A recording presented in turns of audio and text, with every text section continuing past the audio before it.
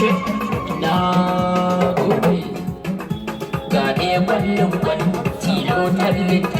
ya cika fallen fal hasken fitila gashi ya yi wallon wal girman tsakar gida mata ku yi tunkwal ka yi wa mahassadan ka askin tallin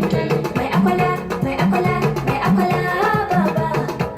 gajiniya uban kara baba mai akwala ƙaryar mahassada ba su iya ba mai akwala kai ne ƙarramin su kai ne babba mai akwala ka ɗauko abin da ba su iya ba mai akwala kayo kana ta yi ba ka gaza ba mai akwala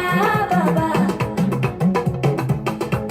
mai takama da ikon Allah